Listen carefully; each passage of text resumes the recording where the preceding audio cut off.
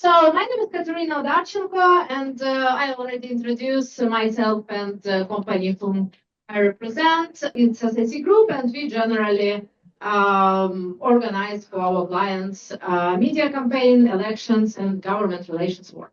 That's why we sponsorship these events for 10 years. And with me on this panel,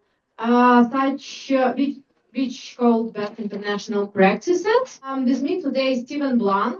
He's internationally recognized expert and senior fellow at Foreign Policy Research Institute. He's leading expert on European Asian security, energy issues, and he also senior expert in U.S. Institute for Peace. So he's point of interest is Russia. We will discuss a lot of advocacy issues with him. Also with me today, Mr. Robert Ilatov. He's an Israeli politician, and he worked on Christian-Jewish relationships, worked a lot on advocacy of Israel, diplomatic standing. He was elected to Knesset. Knesset is Parliament of Israel, as a member of a right-wing political party, Israel Beiteinu. And he was one of the key politicians for a long time there in Jerusalem. So he was appointed as the head of Knesset in Christian Allies Caucus. And from that period of time, he also chairman of Jerusalem Prayer Breakfast. And he brings some secrets from Mar-a-Lago, because last prayer breakfast was there. So this will be interesting conversation. It's a secret. It's a secret. But, we are a very high-level conference. So also, as an international panel, we have a lot of online speakers. And whereas online, our friend from Canada, Sebastian Bonneau, if I spell it right, and he worked 22 years in government relations and public affairs. He has provided strategy for Prime Minister of Canada, Premier of Quebec, and he obviously fluent French and provincial ministers. Of course, he also worked with the senior policy advisor and press secretary also for high-level officials in Quebec and Canada. We also have Mrs. Malka Novigrod. I'm sorry if I mispronounce, because my surname Odarchenko is also hard to pronounce. She is Mexican lawyer and journalist, and she has experience in strategic communication, project management, government relations work, and she also worked a lot with Mexican government, Minister of Finance, Minister of Foreign Affairs, Minister of Labor in Mexico. And she also worked as a clerk and Chief Justice of Mexican Supreme Court. And also in Mexico City, Minister of Economical Development. So it's also interesting to know position of lawyers, because generally in some countries it's also prohibited to make any impact for judges and this branch of power. Also with us, Soren Haar, managing partner of European Affairs Consulting Group, EACOM. He has experience, of course, in European Union affairs, and in our first speech we give a lot of numbers, how many we spent in Europe for lobbying, and he has experience on government relations work on taxation, internal markets, and other policy area. And also he organized a lot of publication in European Union. We're also happy to see online Mr. Sergei Kolesnik, Ukrainian lawyer. He worked for 15 years in legal services. He had a lot of publication in legal practice, and he also member of Ukrainian Association of Government Relations Professionals and partner of Lobby Club. So he do a lot of work with one of the biggest generally community outside of IGAPA in Ukraine, which is Ukrainian Association. And also from African continent, we have Chidera Akuba. So she's expert in government relations, because it's government relations forum, right? And she worked with Sub-Saharan Africa So mostly she practice in technology, FMCG, oil and gas, financial sector, and work on regulatory affairs on these issues. So thank you so much for joining us today. I see Sebastian, Malka.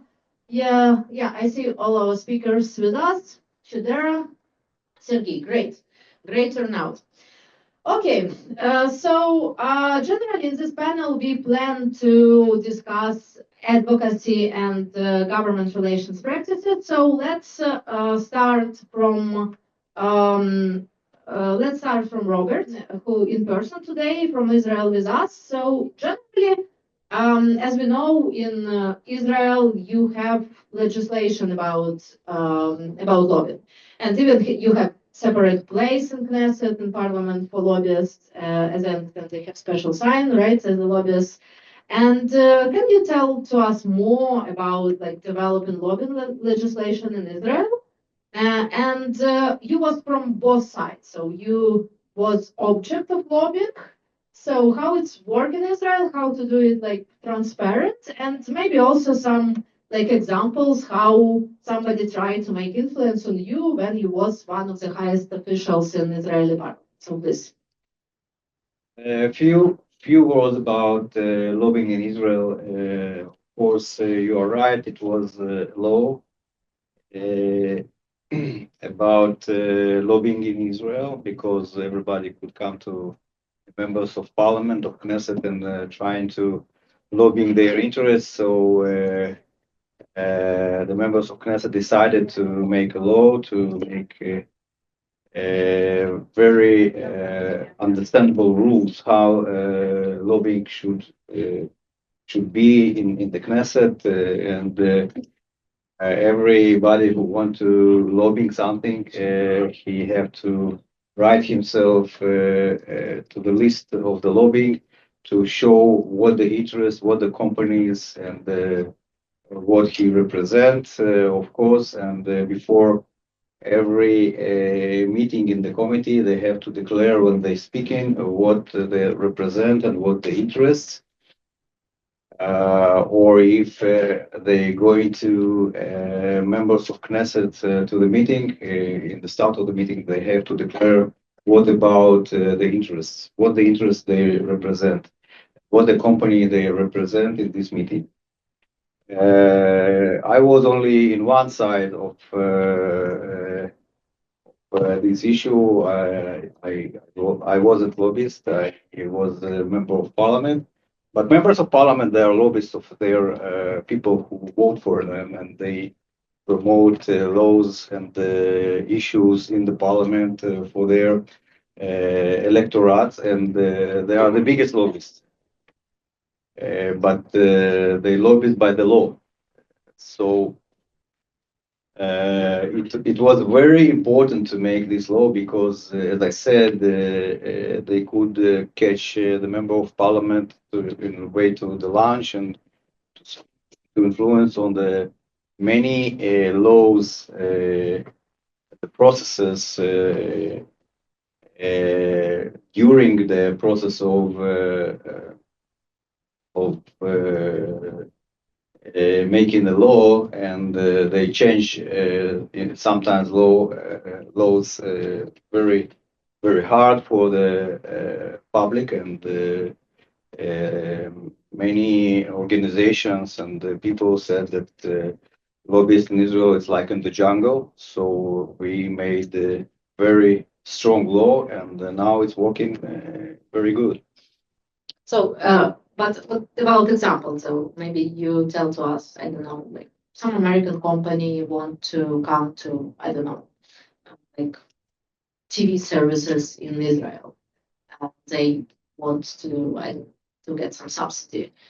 So can you like explain to us even one example on transparent lobbying, and one it's why it was like good for Israel and good for people and also good for company who get benefits. Maybe even one or two examples. I'll give you one example to your question. It's not only media or corporations or something like that. We it's not working. Working? It's not working. Okay. It's function of budget, how much money they want to spend to their to all the process, and of course how they will find the specialist for promotion of their ideas. All the media laws in Israel is very hard and protected by the government, and to change these things it's not easy. So you need a very good attorney. You need the specialist of media to the group, and of course lobbying company to promote the situation. It's for example. Another example that I was when I was in the Knesset, it was all the companies who invested in oil and gas infrastructures. It was American companies, and they got license for very small money, but today they have big money, and the society told that it's not good, and the companies, lobbying companies did that, and we started to think to change this in the Knesset, like as members of parliament and government, because members of government, they are members of Knesset too in Israel. So it was very tough negotiations, and we changed it. And now this company paid the fees to the government, to taxes, more money than it was in the start. But of course, even today, they have a very good income. Great, and we will discuss oil and gas more with Chidera because it's also an issue for African companies. We'll compare this experience, right? Next question I want to address to Soren Har. He was us online, European Affairs Consulting Group. So generally, it's the same question. So we saw it was in my presentation that in Europe we have around 400 million officially to lobby. In United States, more than 4 billion. So is this numbers accurate? Because if we compare GDP and other issues, it must be more money in lobbying industry in Europe. So do people practice just alternative work without registering? And also we give to audience some examples of biggest industries who generally registered and do lobbying in Europe, and it's mostly IT sector, and it's also mostly American companies. So can you explain these numbers to us, and can you give understanding of tools of European companies, of European Association, of American companies in Europe, and maybe some also interesting case from your practice of successful lobbying, which was successful to everybody. Government gets taxes, company gets some legislation, people get better life. So this. So good evening to everyone. Soren Har is my name indeed, and I'm very pleased to be here with you remotely on this panel. Regarding your questions, I'm speaking to you from Brussels. Brussels is the political capital of the European Union, of course, and everyone always has been saying this is the other next to Washington, D.C., the other global capital of lobbying, of advocacy. And this is certainly true. Estimations are always, all figures are complicated because you can count in different ways. Do you count lobbyists who spend only 1 or 2 days per week here? Same for the budgets. When a company representation has also other functions, which head count do they allocate to lobbying, etc. So you can always play with the figures, but it is for sure that Brussels is in Europe the place with the by far highest number of lobbyists. Estimations say somewhere between 20 and 25,000 people here do lobbying more or less full-time in Brussels.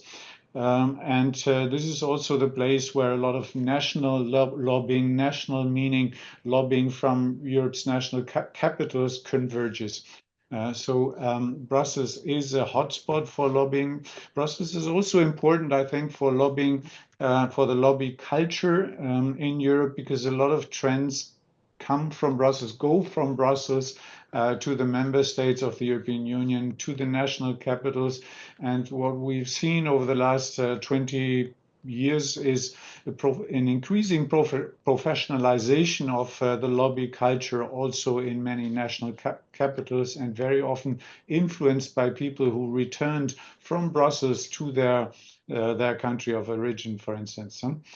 So that is always to say. Now, when we talk about trends, the number of lobbyists has clearly risen. And this is a problem for the lobbyists as well, of course, because the number of targets stays more or less the same. The European institutions, which are the main target of lobbying, meaning the European Commission, the European Parliament, the Council, all these institutions haven't really increased their staff over the last 20 years, but the lobbyists are much more numerous these days than there were 20 years ago. So it means logically that competition for attention and for time of political decision makers is getting tougher and tougher, and lobbyists have to be very good. Lobbyists have to be extremely concise, very professional to really be heard and be listened to. There is also, I think, a lot of change. You are referring to that here in the questions. A lot of professionalization when it comes to regulating lobbying and establishing rules with which lobbyists have to comply. And again, here in this field, Brussels is traditionally more advanced than most European capitals, and a lot of national lobby legislation has taken the Brussels regulation as an example. Talking about examples, you were asking, yes, do you have an example that you would like to share? And one thing that comes spontaneously and immediately to my mind is a very, very successful one, a recent one that started in a small working group of the Association of Chemicals Producers here in Europe.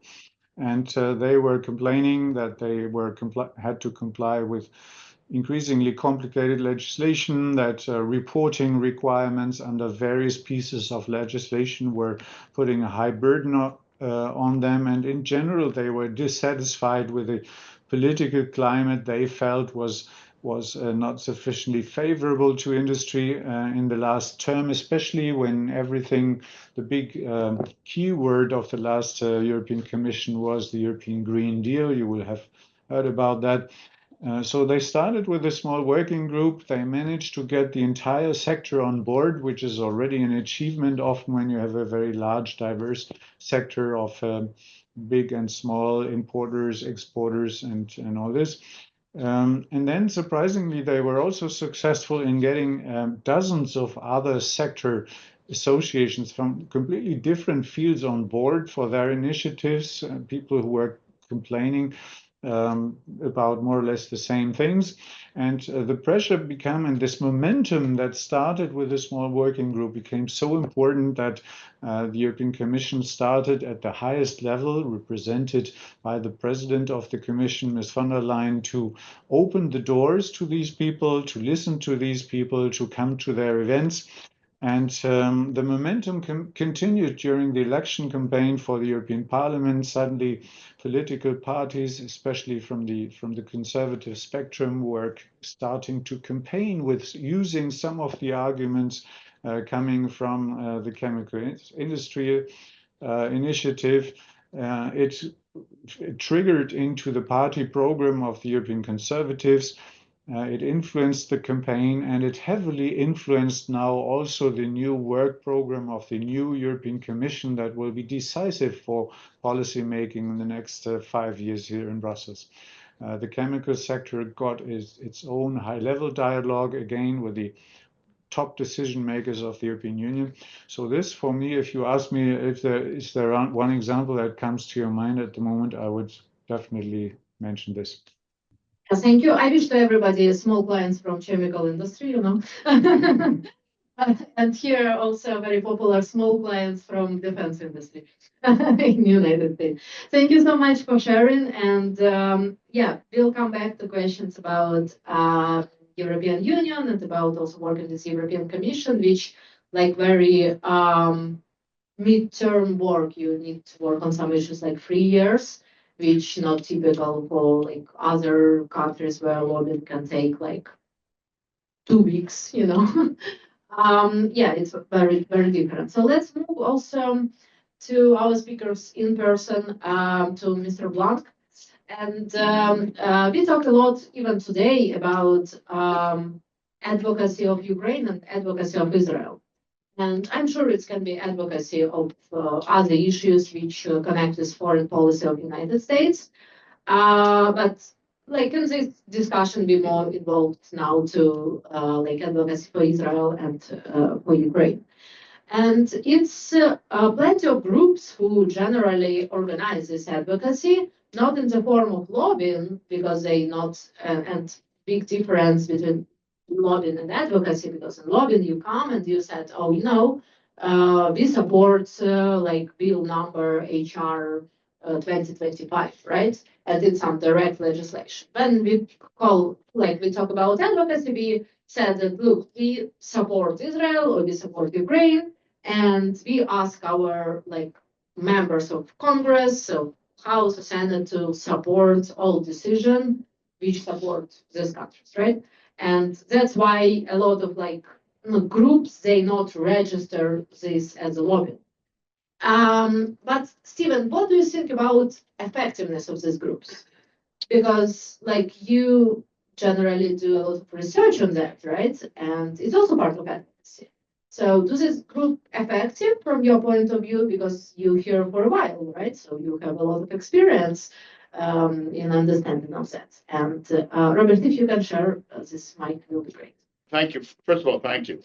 Second, the distinction between lobbying and advocacy is not as clear-cut as you say, because I know in the Ukrainian case, and certainly in the Jewish case, there is a lot of lobbying for specific legislation. This also, by the way, is true for the Armenian lobby, which is small, but it's focused on particular issues.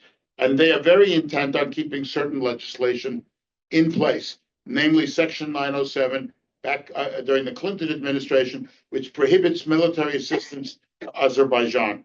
So you have real advocacy for a specific piece of legislation, as well as advocacy for more generalized forms of support.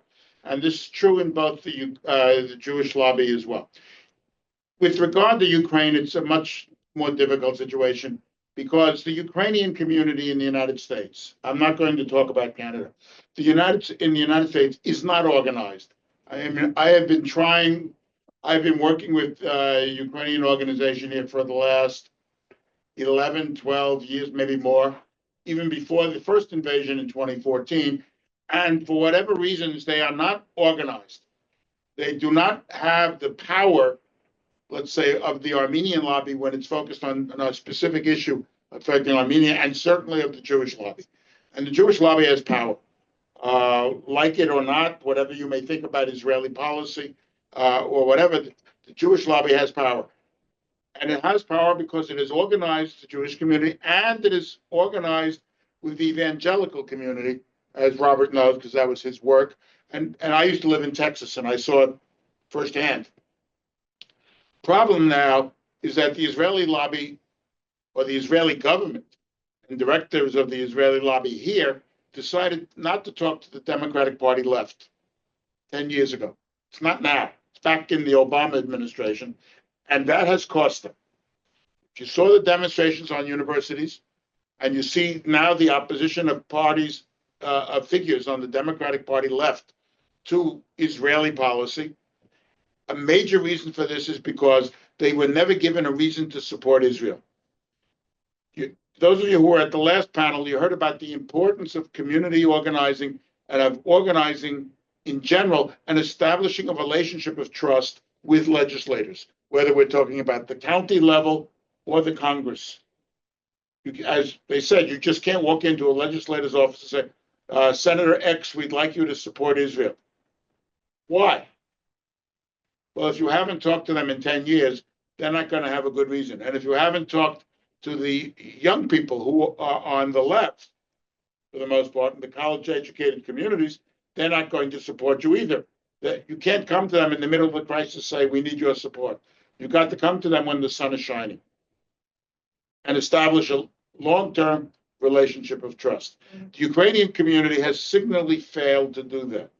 Advocacy in Ukraine comes down to emigres like Kateryna or experts like myself who come to Congress and Senate, or we testify, as the case may be, at a hearing and try to get support. But the organized Ukrainian community is a myth. Now, I'm told there's an organization here in town named Razum, which means wisdom in Ukrainian. To the best of my knowledge, Razum consists of about 4 lawyers operating out of an office. That's not going to cut it. And one reason that the Trump administration has been able to bully Zelensky, whether you agree with the Trump administration or not, is because it does not get any domestic cost for doing so. It may be attacked by people like myself, who support the cause of Ukraine, or emigres, but it is not going to pay any significant political price for doing so. If they tried to pull that stunt on Netanyahu, they would have paid for it much more severely because of the roots that the Israeli government has in the evangelical community. But even here, as I've said, because Israel has neglected willfully to talk to the left wing in this country, saying they're opposed to us, therefore it's no point in talking to them, it now pays a price. There's an article, I believe, in today's New York Times or some other newspaper, I saw it on the way out, talking about the loss of support among the youth. And this is because the Israeli government has deliberately, in its public relations policy, neglected or omitted that constituency. And if you omit a constituency, sure enough, you're going to pay a price down the road for it. So in conclusion, the fundamental point is you organize when the sun is shining and not when it's pouring and it's thundering outside. And if you do not organize your local community and establish a broad-based community support for your, in this case, ethnic or religious group, or racial group for that matter, then when you need help, it's not going to be forthcoming because you have you have not bothered to give the people who can give you help any reason for their doing so. I'll leave it at that. Thank you. It's very useful advice. And also, when we talk about lobbying, for example, next week it will be advocacy group of Baltic states. So generally, we just take like the biggest cases for now, Ukraine and Israel, but generally every community in the United States do something like that and try to make influence for United States foreign policy.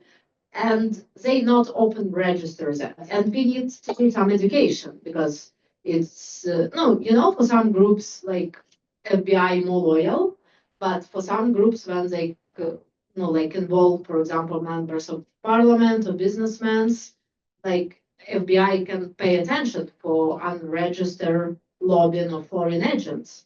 And it's a big issue. So I think that also a role of our community partly is educate people that it's not so tough paperwork to do that, like and to do all disclosures for clerk and for Department of Justice, then have some problems after. So when you represent some foreign agents, right? And also we must explain to governments that what like Steven said, that they must start to work bipartisan immediately, but not only like try to make one meetings for this decision-making person when it's a crisis. And it's our company have a lot of experience with like foreign governments and citizen issues, even with like groups here and with governments who even try to do it in legal way, it's an issue. So let's move to Canada and see what happens in Canada. It's not far, like only 1 hour by plane, but Sebastian know more about that. And yeah, if we can put Sebastian to big screen, it will be very helpful. So, Sebastian, I unfortunately don't know French so good as you, so I will ask questions in English, okay, with my accent. So can you tell a little bit more, like maybe statistics about Canada lobbying? Because we know numbers on European Union, we know numbers on United States, but we didn't mention these numbers for Canada. And we also didn't mention like main industries who generally do lobbying in Canada. So it's first question. Second question is pretty classical question in our panel. It's a question about case studies. So what case you think it was the most successful? Maybe it's that period when you work with Prime Minister office, and maybe something interesting with tools from local level. And this is different, maybe like this different part of Canada because it's pretty diverse, right? So please share your 22 years experience. I'm sure that this will be helpful for professionals here. Thank you. Thank you for the invitation, Kateryna, and apologize for not being able to be in person this year. I saw you struggle with my last name, but it's quite simple. Think of U2, Bono from U2, and you've got it. I just have a bit less money, and don't ask me to sing. Yes, thank you. I will work on it, but you must come, and I will work more harder on my pronunciation. I will. Just for your information, I'm located in Montreal, which is the second largest city in Canada, located in between the provincial capital of Quebec City and the Canadian capital of Ottawa. And it's the most bilingual city in Canada, which allows me to practice both in Quebec and at the federal level in Ottawa. I'll get to your statistics a bit later in my presentation, but you know, the Canada is recognized as having one of the strictest lobbying laws in the world to shape and influence public policies. For example, if you're an elected member, political staff, senior government officials, you're subjected to a lobbying act. And and even in some provinces, all public servants are considered public office holders under the Lobbying Act, which requires registrations for corporate. We've talked a bit about PACs in Washington, stuff like that. In Canada, there's not so much that. There are some third parties advertisement that is permitted during election, but under strict spending rules. And generally speaking, corporations are not allowed to do political donations, and personal contributions are limited federally to about $1,200 US dollars.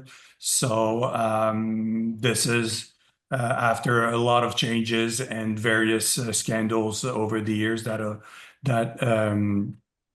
made it so that the laws were tightened in Canada and generally across each provinces. One of the particularities of Canada lobbying laws is that it requires monthly reporting of meetings, the date and the people that you've met within 10 days when you start a mandate. Corporations have about 60 days to report a first mandate, then they have to report it every 10 days on a monthly basis. In Canada, there's about 9,000 registered lobbyists. That includes in-house lobbyists from companies or lobbyist consultants as myself, and they operate in every industry that you can think of. Concerning that Canada is a vast country with a population of 40 million, about half of the population lives in Ontario or Quebec. I I think it's a couple hours. Washington's a couple hours from Montreal, if I remember, 2-3 hours flight. Maybe Toronto, which is the biggest city, is a bit closer. But just to give you some geography, that means that provinces have similar laws. You can a lot of the things, and we'll get to that a bit later.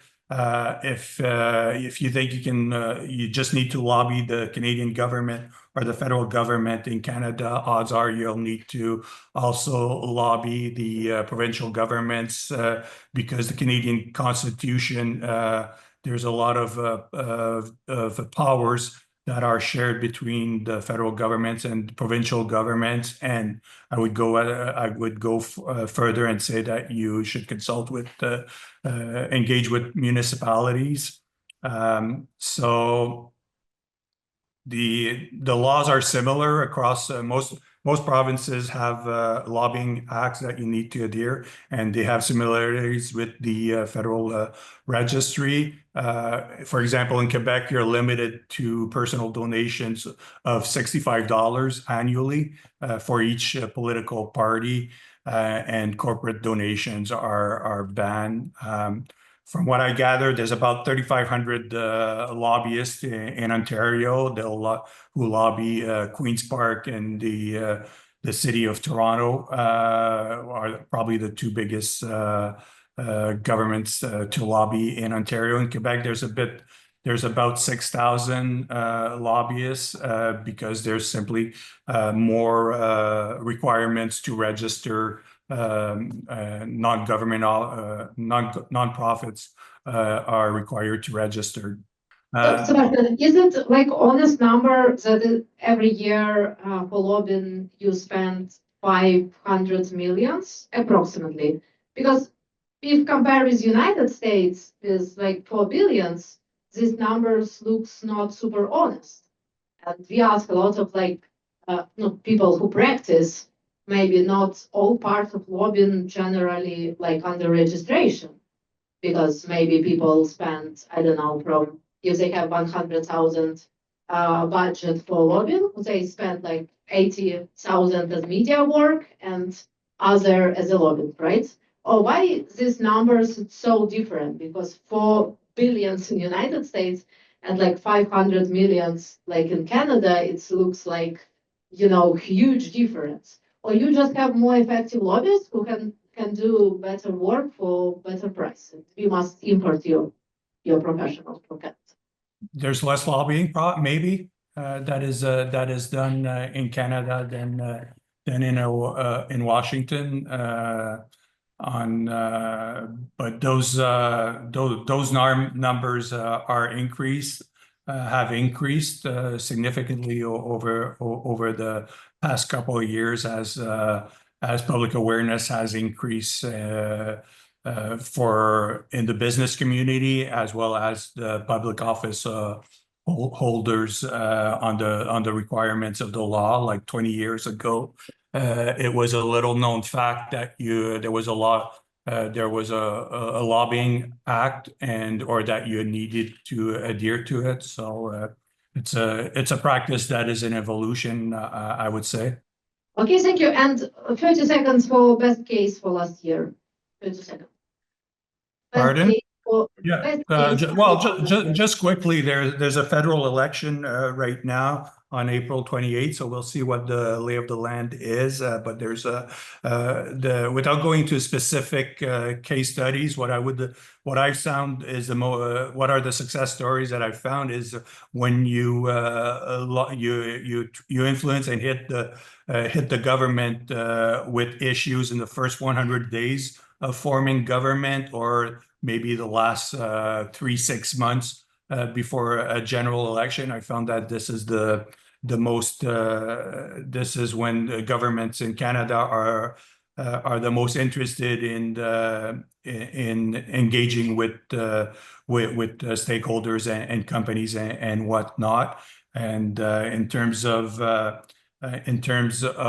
what to do, in terms of what not to do, instead of a success story, is to think that the situation will remain certain and that governments cannot make decisions that will impact your business. For example, I had a client who had a municipal issue, a local issue, and didn't engage the government. But when it was time to engage the government, it was a bit too late, and it's the federal government that took the decision and decided to respect the local government's wishes, which did not end well for that client. So again, the need to constantly engage with government, and the earlier you do, the better off you are, in my opinion.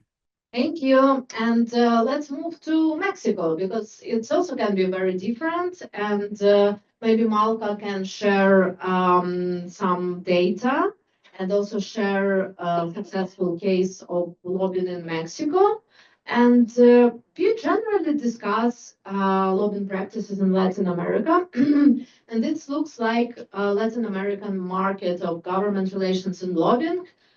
More similar to Eastern Europe, Central Asia, but not like directly similar to United States, Canada, or Great Britain, where this practice is more developed. Am I right or wrong? And also, maybe you can explain some examples of lobbying, government relations, and advocacy practices, both on level of Mexico City, on municipal level, and on federal level. Yeah. Thank you. Hello, it's a pleasure to be with all of you. Greetings from Mexico. Let me start by explaining that there is a law that regulates lobbying, but the problem is that, like many other laws in Mexico, it's not fully respected. In theory, you have to register as a lobbyist, but in reality, it's not so enforced. It's much more who you get to know in Congress, and it's much more organic how you approach these legislators, which makes it even more complicated. 6 years ago, in 2018, a new party took power, which is the Morena party. This party is of a leftist tendency, and it tends to be a clique, meaning that it's a very close group, that in order to lobby, you have to be part of the group. It's a lobby that at that time, especially with President Obrador, was not very receptive to companies engaging in a conversation with legislators and with the party. This leftist tendency used to see even the private sector with a lot of suspicion. And I think that complicated a lot the efforts to get near to them and lobbying, which is interesting because, like many other Latin American countries, the central group of Morena was very close, but it, like many other politicians, they saw the opportunity to join Morena, and these are politicians that we all knew. The issue is that we have a new president, but some tendencies keep on going, which are, it's difficult to approach this group and even more difficult to change legislation. Why? Because they're very obedient. I mean, this group really follows instructions, not so much of this new president, but of this moral leader, which is Andrés Manuel López Obrador, which used to be the previous president. So even legislators from the party, that the Morena party has a majority in the Congress, have difficulty changing legislation, and the opposition that was really dismantled after this this election was won by a huge majority of the Morena party, is difficult to reposition itself. And lobbyists are having also difficulty getting to the Morena party to change legislation and being incisive as to what can do. That doesn't mean that we cannot do something for our clients, but the receptiveness is very different than previous governments. I was within some other governments. I was in the first administration as well, working for Mexico City in the government for a year. And I found that it was it's a different ballgame. If you think that in the States, the language has changed, in Mexico, the language has changed again. Now, I think that these times where the United States is posing many challenges for Mexico is also creating a new dynamic. Why? Because the government will need to rely in the private sector to have a decision. For instance, yesterday was a complicated day for Mexico. A 20% tariff was imposed in the automotive industry, and that implied that there has to be a greater dialogue between the government and this automotive industry, and in these negotiations that will ensue after this tariff was imposed. This dialogue between the private sector and government in the previous administration was very flaky. I think that with this new president, she's giving a little bit more leeway to be able to hear the different industries speaking about their concerns, and that is not something different than what we saw yesterday. And I think that in order to we're going to have to revisit UNSCA, which is the treaty that Mexico, the US, and Canada has in June 2026. So I think that there is a little bit more receptiveness for lobbyists to be able to come in for our clients and to be able to strengthen the dialogue between companies and the government, which was not necessarily the case at first. There is another issue that I think that is very important. After the first election of Morena, I think that civil society, which is also it's a great force of oversight of legislation, was also in a way very depressed in a way, and was not given a lot of entrance to be able to have an incision in lobbying government and be able to have much more impact in how government did its own things. I think that the first election of Morena with Andrés López Obrador changed a lot the dynamics, and not even there was this simulation of trying to hear the private sector and the civil society. But I think that fortunately that is changing a little bit. And for instance, a case that I saw that was very interesting is that in Mexico City, there was a legislation that was trying to be passed in order for property owners that have to say, what are they using their property for? If they're renting, and suddenly the private sector and these civil organizations were very taken aback by this proposal, which goes in a way against private property in Mexico, very much in the tendency of the left. And there was a huge pressure. I'm sorry.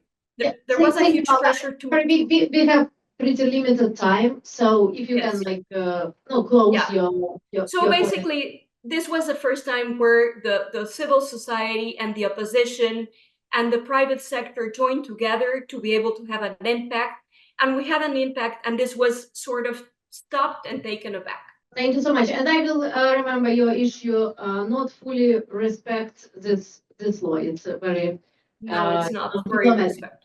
Yes, very very diplomatic. Term for some behavior of some politicians.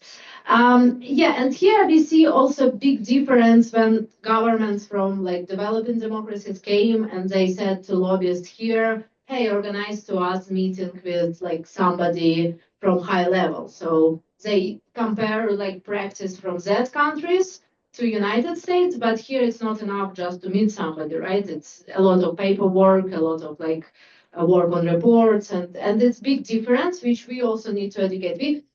Generally, it's time for the next panel, but let's give for 3 minutes to our speakers from Ukraine and from Africa. And thank you so much, Malka, for your experience. We wait on some articles from you, maybe to our website, because Latin America obviously interested, and our colleague also Kate have a lot of experience working in Bolivia, in Mexico. So we'll see.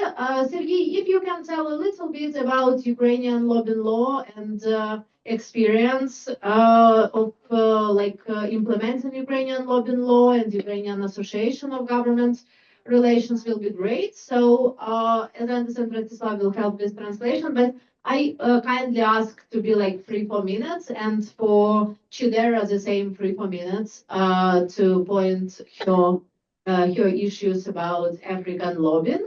And we will move to Ezra's panel, which also very exciting about association work. So Sergey, please, from Lobby Club and Ukrainian Association of Government Relations Professionals. Thank you, Kateryna. Шановні пані та панове, дякую за запрошення взяти участь у цій важливій та цікавій дискусії. Thank you for the invitation to participate in this discussion.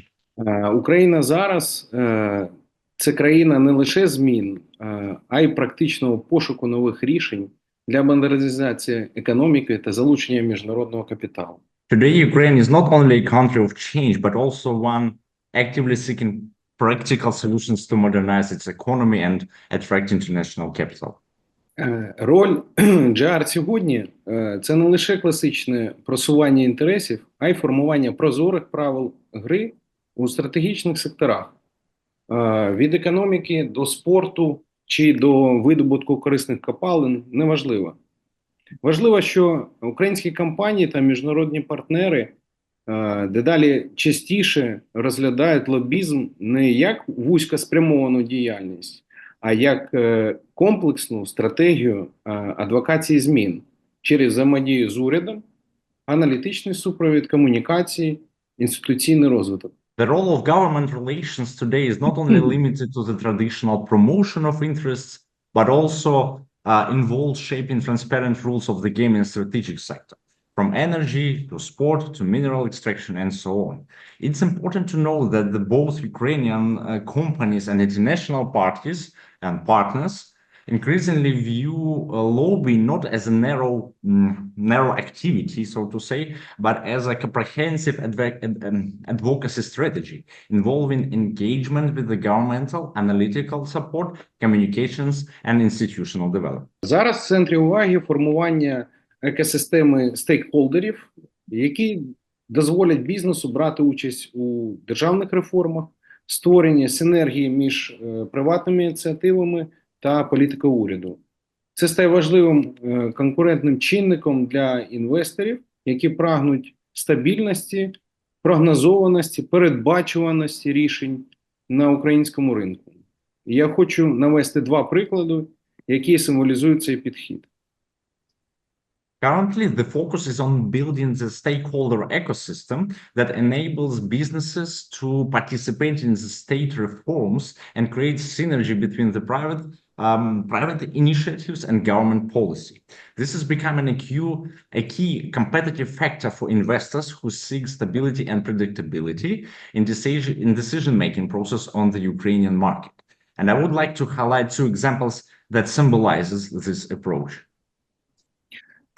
Перший приклад – це реформа спорту, ініційована Лобі Клаб, керівником Київського офісу, якого я є. Як ви знаєте, спорт – це не лише медалі чи змагання. Це інвестиція в людський капітал. В Україні ситуація доволі критична.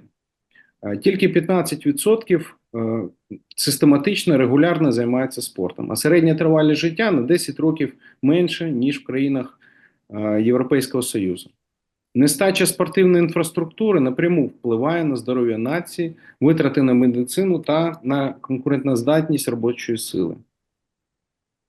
The first example is a sport reform initiative launched by Lobby Club, where I serve as the head of the Kyiv office. As you know, sports are not just about the medals and the competitions.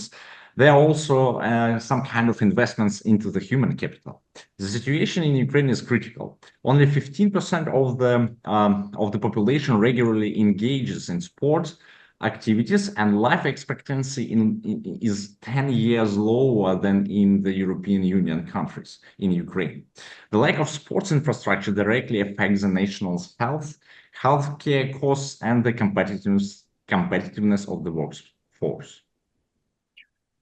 Разом з Міністерством молоді та спорту України нами було створено експертну раду з питань реформування спорту в Україні. Наше завдання – розробити законодавчу базу, яка стимулюватиме інвестиції в спорт. І ми бачимо, що інвестиції в спорт – це мультиплікатор. Розвиваючи спорт, спортивну галузь, Ми розвиваємо супутні галузі, такі як туризм, збільшуємо зайнятість населення, формуємо попит на супутні галузі, такі як будівництво, послуги, логістика та інші. Крім того, активний розвиток спортивної інфраструктури здатен залучити до України міжнародні змагання, що активно підвищить туристичний потік та підвищить імідж держави. Досвід ЄС, там спорт займає 2% ВВП і мільйони робочих місць. В Україні, на жаль, цей показник на рівні 0,3%.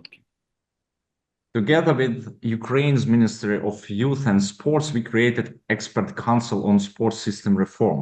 Our task is develop a legislative framework that stimulates investments into the sports. And we see that investment in sports acts as a multiplier. By developing sports activities and infrastructure, we promote tourism, boost employment, and generate demand in related industries such as construction, services, and transport.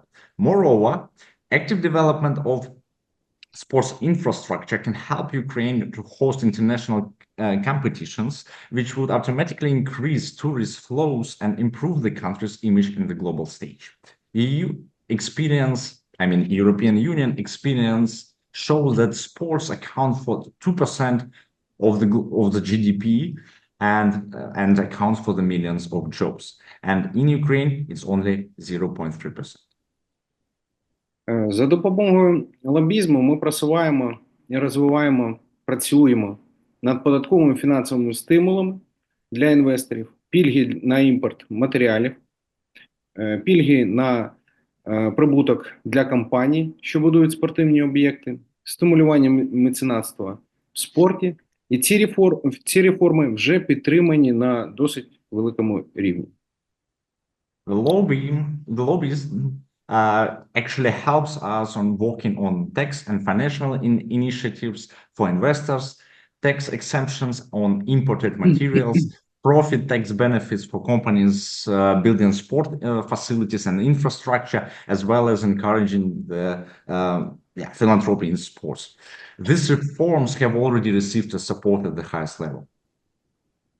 Другий приклад – це угода між Україною та США щодо спільного розвитку нашого видобувного сектору.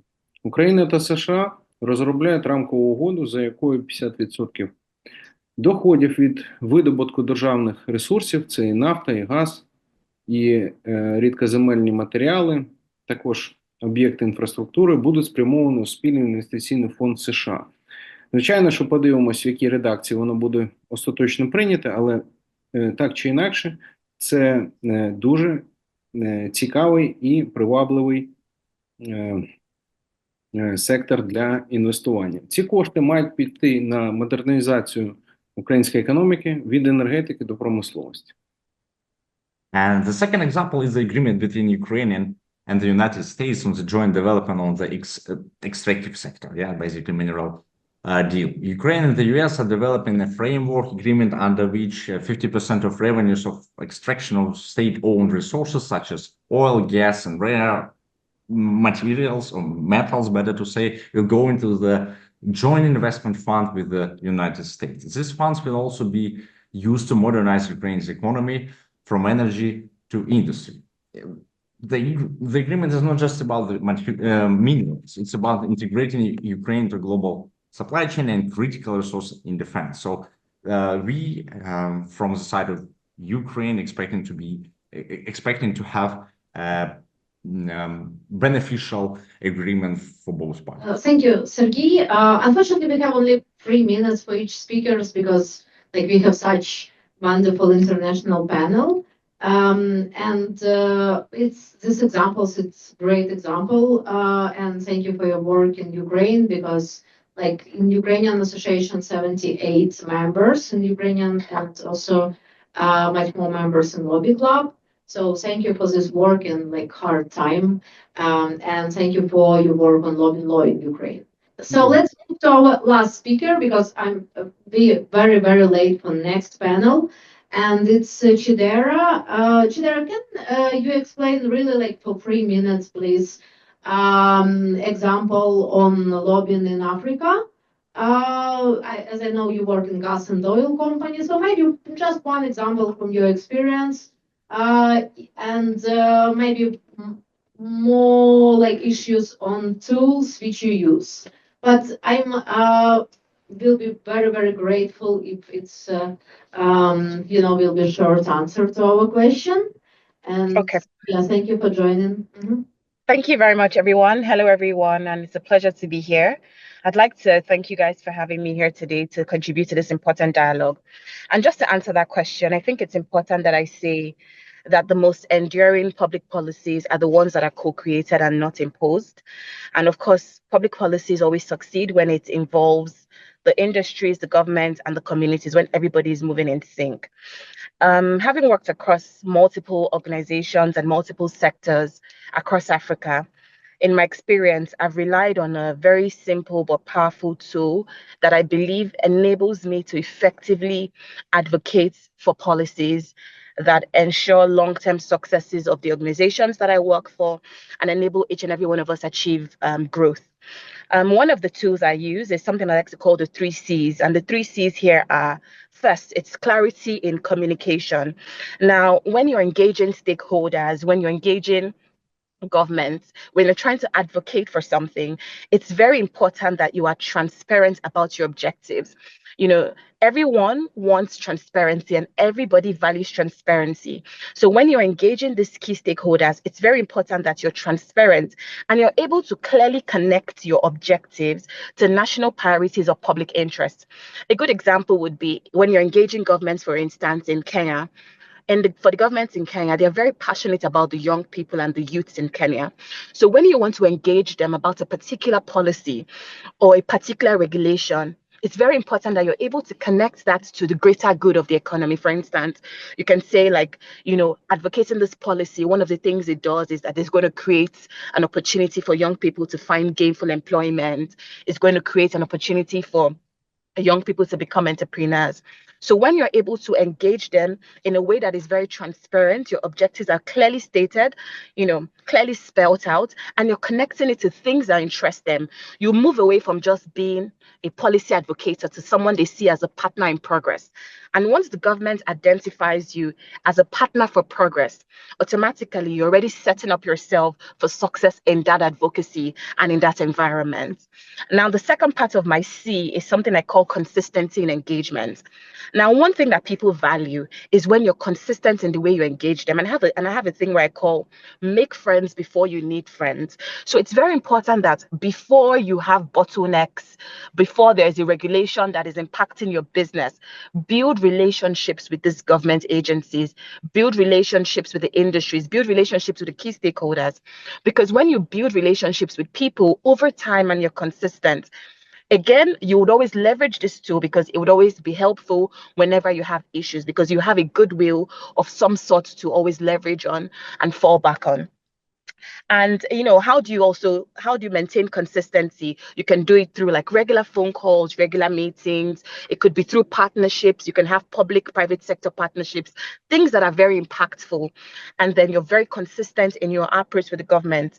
And I believe that, again, this is one of the tools that I leverage, and it's very successful whenever I do things like this. And of course, the third is something I call collaborative partnerships or coalition. Now, in advocacy, you often find out that when you go with other people who are facing similar problems as yourself, you're able to have a stronger voice. You go under one united front. You can leverage, like, for instance, an association. One of the associations that comes to mind now is MOMAN. And an example is when I used to work in the oil and gas sector, there was a transition from DPR to NMDPRA. The transition had come about because the government had just signed something called the PIA, which is the Petroleum Industry Act. And that act had then given room for a reorganization of the sector, as it were. And we were moving away from one regulator to another regulator being formed. And this meant, like multiple levies, multiple levers of engagement, and a couple of things like that could have, disrupted the industry. That could have disrupted the things that we did in the industry. So all of us together in the downstream and, the midstream, we came together and we went under an umbrella called MOMAN, which was the Major Oil Marketers Association of Nigeria. And we engaged the oil and gas industry, we engaged the government.